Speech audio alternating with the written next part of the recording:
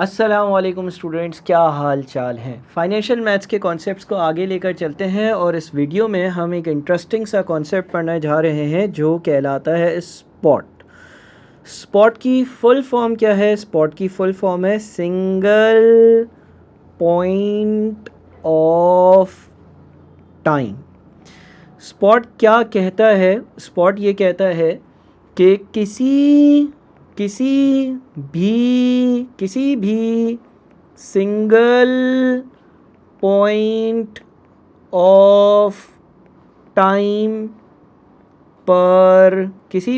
Point of time पर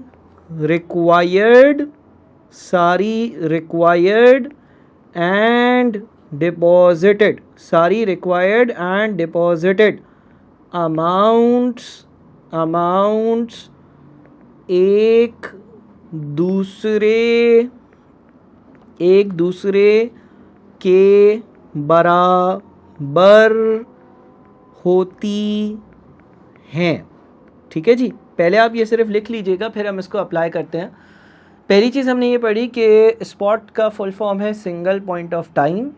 spot क्या कहता है? स्पॉट कहता है किसी भी सिंगल पॉइंट ऑफ टाइम पर सारी रिक्वायर्ड और सारी डिपॉजिटेड अमाउंट्स एक दूसरे के इक्वल होती हैं, एक दूसरे के बराबर होती हैं। और फिर एक और बात लिखता हूँ, वो ये लिख देता हूँ कि स्पॉट क्या है? सवाल सॉल्व करने का तरीका है और कुछ भी नहीं है।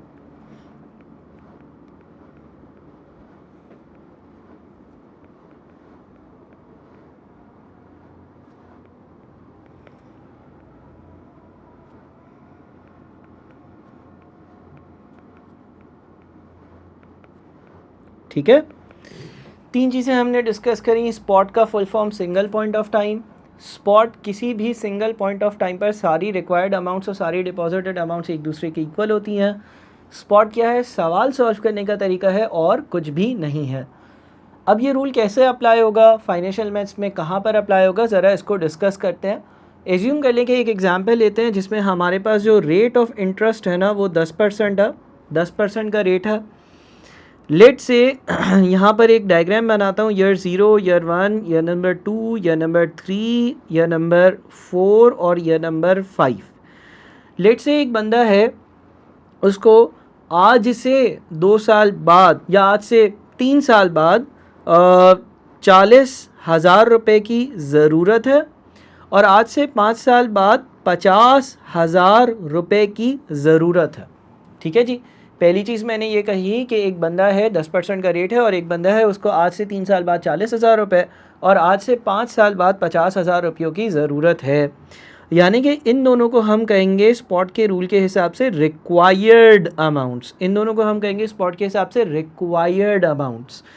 अब ये रिक्वायरमेंट्स पूरी करने के लिए ये बंदा क्या कर रहा है? इसके पास आज बैंक में 10,000 रुपये ऑलरेडी मौजूद हैं और ये फर्दर कुछ पैसे दूसरे साल के आखिर में बैंक में जमा करेगा ताकि इसकी ज़रूरियात पूरी हो सकें।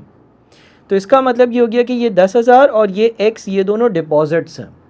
बात को ज़रा मैं वापस से समझाता हूँ। किसी भी सिंगल पॉइंट ऑफ टाइम पर सारी रिक्वायर्ड और सारी डिपॉजिटेड अमाउंट्स एक दूसरे की इक्वल होती हैं। हमारे पास जो केस आ रहा है उसमें कुछ इस तरह से है कि एक बंदा है, उसको आज से 3 साल बाद 40,000 रुपये की ज़रूरत है और उसको आज से 5 साल बाद 50,000 रुपये की ज़रूरत है।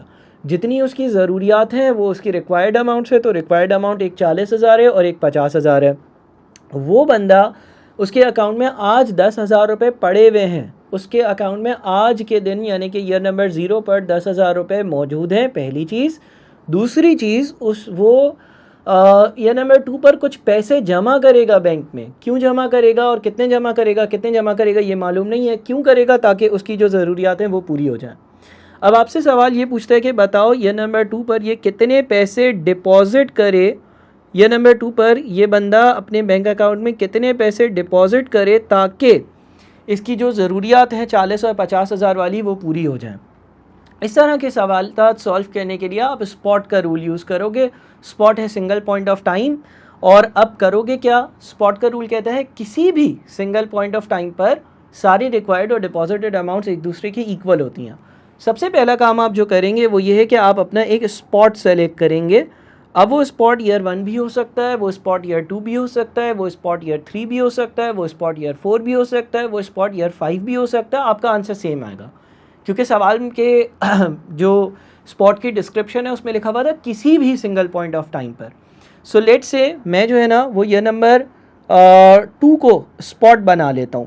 पहले मैं ईयर 2 को स्पॉट बना लेता हूँ। अब रूल ये कहता है कि अगर आपने ईयर 2 को स्पॉट बना लिया है तो ईयर नंबर 2 पर सारी रिक्वायर्ड अमाउंट्स और सारी डिपॉजिटेड अमाउंट्स दोनों एक दूसरे के इक्वल होंगी। सारी रिक्वायर्ड और सारी डिपॉजिटेड अमाउंट्स दोनों एक दूसरे के बराबर होंगी। अच्छा, अमाउंट्स को आगे लेकर जाना होता है तो हम कंपाउंडिंग अप्लाई करते हैं, अमाउंट्स को पीछे लेकर जाना होता है तो हम डिस्काउंटिंग अप्लाई करते हैं। कंपाउंडिंग के लिए S is equal to P 1 + I power n, discounting के लिए P is equal to S divided by 1 + I power n। तो अगर हम वो रूल्स अप्लाई करते हैं तो होगा कुछ इस तरह से कि अगर हमने ईयर नंबर 2 को स्पॉट बनाया हुआ है तो हम ईयर 2 पर सारी डिपॉजिट और रिक्वायर्ड अमाउंट्स लेकर आएंगे सवाल को सॉल्व करने के लिए। अब हमारे पास डिपॉजिटेड अमाउंट्स में एक अमाउंट 10,000 रुपये की ईयर नंबर 0 पर है। एक अमाउंट 10,000 रुपये की ईयर नंबर 0 पर है। 0 से इस अमाउंट को 2 पर लेकर आना है, यानी कि 2 साल आगे लेकर जाना है। तो अगर इस अमाउंट को 2 साल आगे लेकर जाना है तो हम इसको मल्टीप्लाई कर देंगे 1 + 10% पावर 2 से। 2 साल आगे लेकर जाना है तो पावर में 2 आया, 10% का रेट है तो हमने 10% का रेट यूज़ किया। दूसरी जो डिपॉजिटेड अमाउंट है x रुपीज़ की, वो है ही ईयर नंबर 0 पर ऑलरेडी। दूसरी जो x की अमाउंट है वो ऑलरेडी ईयर नंबर 0 पर है तो वो एज इट इज़ लिख देंगे। रिक्वायर्ड अमाउंट में एक ज़रूरत है आपकी 40,000 रुपये की ईयर नंबर 3 पर, लेकिन क्योंकि आपने ईयर नंबर 2 को स्पॉट बनाया है तो इस 40,000 की अमाउंट को ईयर 3 से ईयर 2 पर लेकर आएंगे, यानी कि 1 साल की डिस्काउंटिंग करेंगे। तो हम 40,000 को डिवाइड कर देंगे 1 + 10% पावर 1 से, क्योंकि 1 साल पीछे लेकर आना है। और 50,000 रुपये जो ईयर नंबर 5 पर हैं, क्योंकि हमने 2 को स्पॉट बनाया तो उसको 5 से 4, 4 से 3, 3 से 2 यानी कि 3 साल पीछे लेकर आना है। तो हम इसको डिवाइड करेंगे 1 + 10% पावर 3 से, ठीक है, क्योंकि ईयर नंबर 5 वाली अमाउंट को भी 2 पर लेकर आना है। क्यों? क्योंकि हमने ईयर 2 को बनाया है स्पॉट। तो इस रूल के हिसाब से हम सारी अमाउंट्स को ईयर 2 पर लेकर आएंगे। जो 0 पर थी वो 2 साल आगे आई, जो 2 पर थी वो वहीं रही। ये दो डिपॉजिट से इजी इक्वल्स टू रिक्वायरमेंट में हमारे पास 40,000 रुपये ईयर 3 पर हैं, 1 साल पीछे लेकर आए, और ईयर नंबर 5 वाले जो 50,000 हैं उसको हम 3 साल पीछे लेकर आए। अब अगर इस सवाल को हम सॉल्व करते हैं तो मैं करता हूँ 40,000 divided by 1.1 plus 50,000 divided by 1.1 की पावर 3। तो यहाँ पर इक्वल्स टू के हमारे आ रहा है 73929। डेसिमल्स के बाद वाली वैल्यूज़ में इग्नोर कर देता हूँ। लेफ्ट साइड पर आपके पास 10,000 मल्टीप्लाइड बाई 1.1 की पावर 2, यानी कि यह आ रहा है 12,100 प्लस x। अच्छा जी, x की वैल्यू कैसे आएगी? 73929 माइनस 12100, यानी कि ये आ जाएगी 61829। विच मीन्स कि हमारा आंसर हमें ये बता रहा है कि अगर ये बंदा 61,289 रुपीज़ ईयर नंबर 2 पर जमा करता है तो इसकी जो ज़रूरियात हैं 40 और 50,000 की, वो दोनों पूरी हो जाएंगी। अब इसको ज़रा प्रूव करते हैं कि क्या मेरा आंसर वाकई सही है या सही नहीं है। प्रूफ कैसे करेंगे? देखिए, ईयर नंबर 0 पर इसके बैंक अकाउंट का बैलेंस कितना है? सर 10,000 रुपये है। ईयर 0 से ईयर नंबर 1 के बीच का इंटरेस्ट मिलेगा। जी हाँ, क्योंकि इसका बैलेंस 10,000 रुपये, तो 10,000 का 10% इसको इंटरेस्ट मिलेगा जो कि 1,000 रुपये होता है। और ईयर नंबर 1 पर इसका बैंक बैलेंस 11,000 पर चला जाएगा। फिर ईयर नंबर 1 से ईयर नंबर 2 के बीच का इंटरेस्ट इसको मिलेगा। ईयर 1 से ईयर नंबर 2 के बीच का इंटरेस्ट अगेन 11,000 का 10% होगा। 11,000 का जो 10% अगर हम लेंगे तो 1100 होगा, और ये हो जाएगा 12,100 रुपये ईयर नंबर 2 पर। फिर ईयर नंबर 2 पर हमारे आंसर के हिसाब से हमने 61,829 रुपीज़ जमा करें। ईयर नंबर 2 पर हमारे आंसर के हिसाब से हमने 61,829 रुपीज़ जमा करे हैं। तो ईयर नंबर 2 पर हमारा जो बैलेंस होगा वो हो जाएगा 12,100 प्लस 61829, यानी कि 73929 ये ईयर नंबर 2 का हमारा बैलेंस होगा। फिर ईयर नंबर 2 से ईयर नंबर 3 के बीच में इसका 10% इंटरेस्ट मिलेगा जो कि 73929 होता है। हम 3 कर लेते हैं राउंड ऑफ कर। सवाल के हिसाब से इस दिन मैं 40,000 रुपये विदड्रॉ कर रहा हूँ, निकाल रहा हूँ। तो जब मैंने इस दिन 40,000 रुपये निकाले तो 73929 प्लस 7393 माइनस 40,000 कितना बच गया? 41322। उसके बाद फिर यह नंबर 3 से यह नंबर 4 के बीच का इंटरेस्ट मिलेगा जो कि 4132.2 होगा, उसको हम इग्नोर करते हैं। यह नंबर 4 पर ये बैलेंस हो जाएगा 41322 प्लस 4132 विच इज़ 45454। यह नंबर 4 से यह नंबर 5 के बीच का इंटरेस्ट, इसी का 10% यानी कि 45 और फिर यह नंबर 5 पर आपकी एक और ज़रूरत थी 50,000 रुपये की, वो अगर आप निकाल लो तो 0 या 1-2 रुपये ऊपर नीचे राउंडिंग ऑफ के एरर की वजह से आ सकते हैं। लेकिन आपको ये नज़र आया कि आपने जब ये पूरी वर्किंग करी तो वाकई में अगर आप 61,829 ईयर 2 पर जमा करते हो तो आपकी पूरी ज़रूरियात मुकम्मल तौर पर पूरी हो रही हैं।